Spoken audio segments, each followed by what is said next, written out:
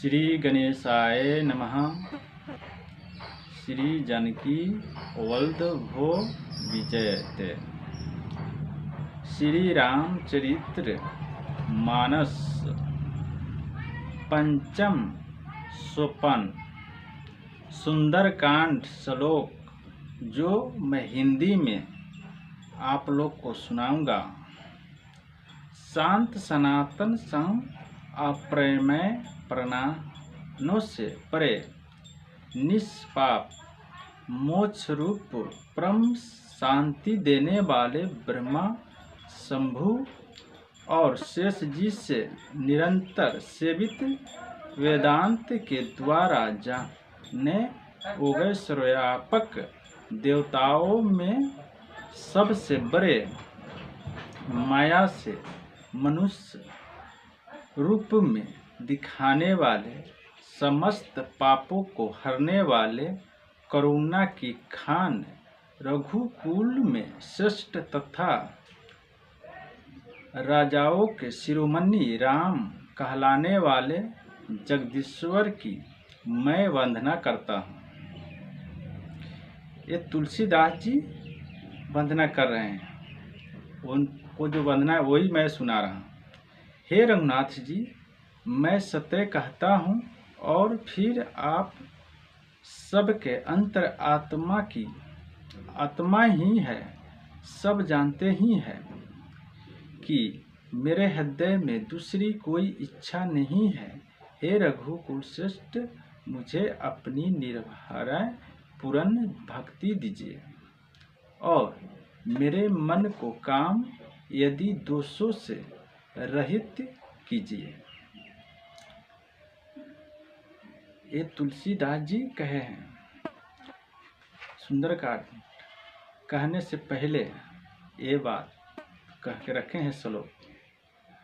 अतुलित बल के धाम, सोने के पर्वत, सुमेरु के समान कांति उक्त शरीर वाले दैत्य रूपी वन को ध्वज करने के लिए अग्नि रूप ज्ञानियों में अज्ञान संपूर्ण गुणों के निधान वानरों के स्वामी श्री रघुनाथ जी के प्रिय भक्त पवन पुत्र श्री हनुमान जी को मैं प्रणाम करता हूँ। अब यहाँ से सुंदरकांड का जो कहानी है वो शुरू हो रहा है। जमंत के सुंदर वचन सुनकर हनुमान जी के हृदय में बहुत ही भाई वे बोले, हे भाई, तुम लोग दुख सहकर कंदमूल फल खाकर तब तक मेरी राह देखना जब तक मैं सीता जी को देखकर लौट न आऊं। काम अवश्य होगा क्योंकि मुझे बहुत ही हर्ष हो रहा है। यह कहकर और सबको समस्त नाम नवाकर तथा सर नवाकर हृदय में श्री रघुनाथ जी को धारण करके हनुमान जी हर्षित होकर चले। समुद्र के तीर पर एक सुंदर पर्वत था।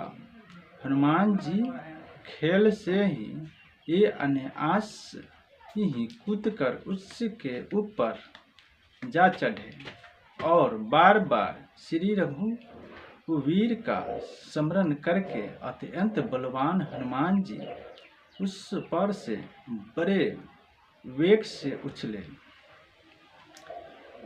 जिस पर्वत पर हनुमान जी पैर रख कर चले, जिस पर से वे उछले वह तुरंत ही पाताल में धंस गया।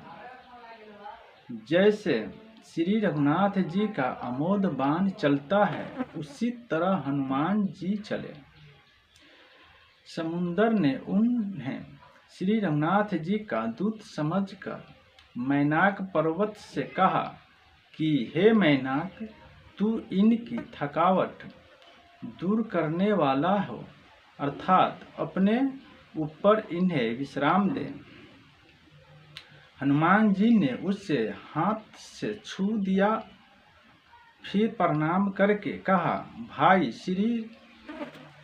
श्री रामचंद्र जी का काम किए बिना मुझे विश्राम कहाँ।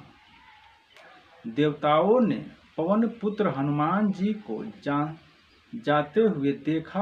उनकी विशेष बल बुद्धि को जानने के लिए परीक्षा अर्थ उन्होंने सुरसा नाम का सांपों की माताओं को भेजा। उसने आकर हनुमान जी से यह बात, आज देवताओं ने मुझे भोजन दिया है, यह वचन सुनकर पवन कुमार हनुमान जी ने कहा, श्री राम जी का कार्य करके मैं लौट आऊं और सीता जी के खबर प्रभु को सुना दूं, तब मैं आकर तुम्हारे मुंह में घुस जाऊंगा, तुम मुझे खा लेना। हे माता, मैं सत्य कहता हूँ, अभी मुझे जाने दो।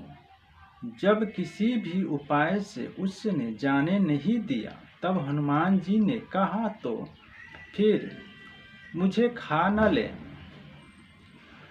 उसने ओजन भर 4 कोस में मुंह फैलाया। तब हनुमान जी ने अपने शरीर को उससे दुगना बढ़ा लिया। उसने 16 ओजन का मुख किया। हनुमान जी तुरंत ही 32 ओजन के हो गए। जैसे जैसे सुरसा मुख का विस्तार बढ़ाती थी, हनुमान जी उसका दुगना रूप दिखलाते थे।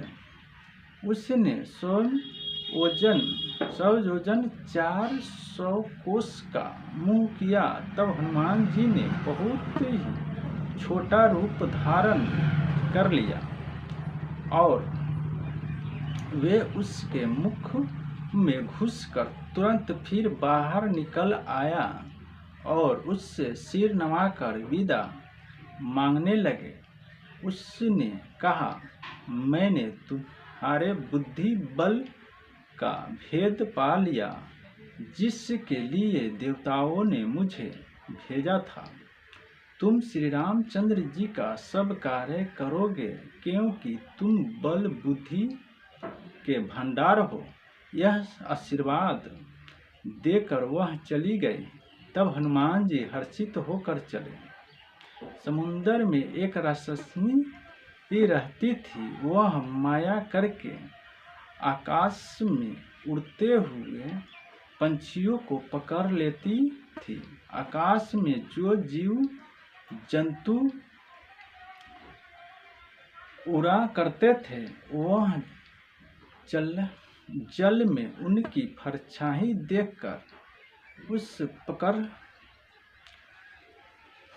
परछाई को पकड़ लेती थी, जिससे वे उड़ नहीं सकते थे और जल में गिर पड़ते थे। इस प्रकार वह सदा आकाश में उड़ने वाले जीवों को खाया करती थी। उसने वही छल हनुमान जी से भी किया। हनुमान जी ने तुरंत ही उसका कपट पहचान लिया। पवन पुत्र धीर बुद्धि वीर हनुमान जी उसको मारकर समुद्र के पार गए। वहां जाकर उन्होंने वन की शोभा देखी। मधु पुष्पा रस के लोभा से भौरे गुजर कर रहे थे। अनेकों प्रकार के वृक्ष फल फूलों से शोभित है। पंछी और पशुओं के समूहों को देखकर तो वे मन में बहुत ही प्रसन्न हुआ।